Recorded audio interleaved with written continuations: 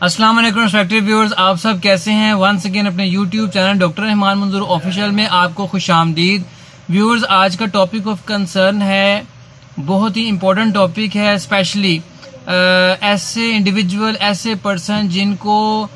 Puffiness of eyes हो जाती है, स्वेलिंग हो जाती है फेस के ऊपर, टांगों के ऊपर, चेहरे के ऊपर, आर्म्स के ऊपर। तो ऐसी कंडीशन के अंदर अगर हाथ पांव फूल जाएं और ये पफिनेस, ये स्वेलिंग, ये टेंडरनेस जो है अगर पेन की कंडीशन में कन्वर्ट हो जाए तो इसकी वजह जो है वो बहुत से फैक्टर्स हो सकते हैं। उन फैक्टर्स के बारे में आज हम पढ़ेंगे और इसकी रेमेडी देखेंगे वो क्या है। और स्पेशली इस चीज़ को मेडिकली कहा जाता है कि एडीमा हो गया है, क्योंकि एडीमा जो है वो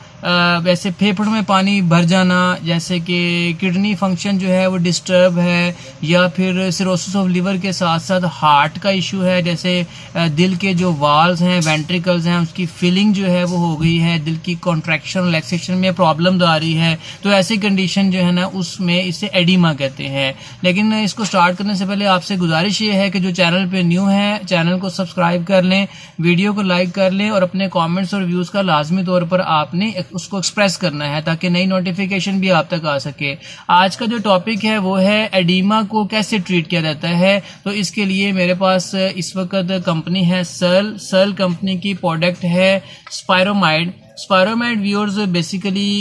इस कंटेन करती है स्पायरोनोलैक्टोन। स्पायरोनोलैक्टोन 40 mg में अवेलेबल है। सर्ल का एक बड़ा मुनफिल प्रोडक्ट है और इसके अलावा सिमिलरली ये दो स्ट्रेंथ में अवेलेबल है, एक 40 mg में, एक 20 mg में, जो स्क्रीन के ऊपर अभी आप देख सकते हैं। स्पायरोमाइड टैबलेट बेसिकली स्पायरोनोलैक्टोन होती है और ये बिलोंग करती है पोटेशियम स्पेरिंग डायूरेटिक्स ग्रुप से, जो कि ड्रग्स का ग्रुप है, और एल्डोस्टेरोन एंटागोनिस्ट के ग्रुप से बिलोंग करती है, जिसका फंक्शन ये है कि ये दूसरी ड्रग से मिलकर ये कंजेस्टिव हार्ट फेलियर, जिसके अंदर वेंट्रिकल जो हैं वो उसमें फिलिंग हो जाती है, ब्लड सप्लाई कॉम्प्रोमाइज हो जाती है, इस कंडीशन के अंदर हार्ट फंक्शन जो है वो डिस्टर्ब हो जाता है और इसके अलावा हार्ट फेलियर के अंदर जो है ये स्पेशली वर्क करती है। स्पायरोमाइड टैबलेट चूंकि एल्डोस्टेरोन एंटागोनिस्ट से बिलोंग करती है, तो ये आमतौर पर बॉडी के अंदर जो वाटर रिटेंशन है उसको मेंटेन करने के लिए इस्तेमाल की जाती है, क्योंकि ये जो वाटर रिटेंशन है ख़ास तौर पर अगर कंजेस्टिव हार्ट फेलियर होगा वहाँ पे वर्क करती है, हार्ट फेलियर में, हाइपरटेंशन में वर्क करती है जिसमें ब्लड प्रेशर बहुत ज़्यादा हो जाता है। इसके अलावा स्पायरोमाइड स्पायरोनोलैक्टोन का फंक्शन वाटर रिटेंशन जो है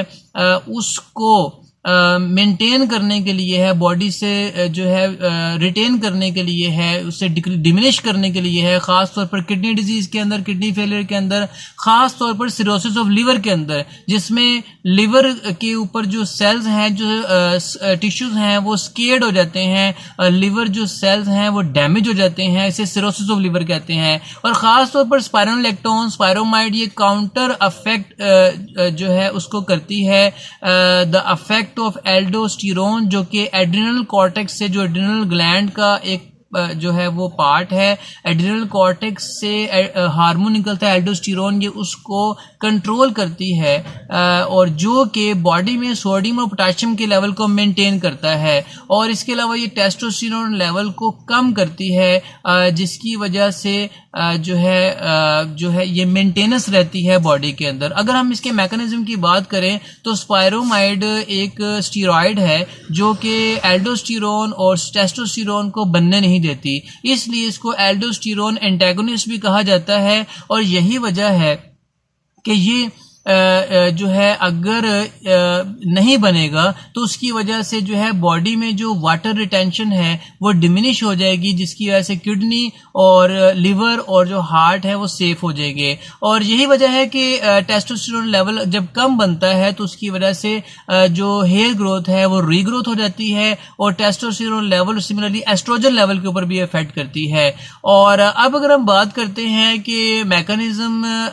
चूंकि ये पोटेशियम स्पेरिंग डायूरेटिक्स से बिलोंग करती है, और इसका फंक्शन ये है कि इसने बॉडी में सोडियम और पोटेशियम लेवल को मेंटेन करना है, मतलब कि ये हाइपरनेट्रीमिया नहीं होने देती और हाइपोनेट्रीमिया नहीं होने देती, और इस तरीके से हाइपरकलीमिया और हाइपोकलीमिया जो है उसको मेंटेन करती है। अगर इसकी डोजेज की बात करें तो इसकी मैक्सिमम डोजेज जो है 1 to 4 टैबलेट्स डिवाइडेड डोजेज के अंदर जो है अप्लाई किया जा सकता है। छोटे बच्चों में बिलो 12 ईयर्स में इसको नहीं दिया जाता और इसकी डोजेस को मेंटेन किया जाता है। और इसके अलावा अगर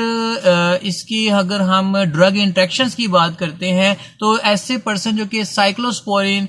या अमाइलोराइड यूज करते हैं या फिर वो टेक्रोलीमस वाले फार्मूला यूज करते हैं तो वो इस ड्रग को नहीं ले सकते। इसके अलावा अगर हम बात करते हैं इसके साइड इफेक्ट्स की, तो साइड इफेक्ट्स में सबसे पहले abdominal pain, stomach upset, diarrhoea, constipation, ये कंडीशन जो है वो हो सकती हैं। और इसके प्रिकॉशनरी अगर मेजर्स की बात करते हैं तो ऐसे पर्सन जो कि बनाना टेक कर रहे हैं,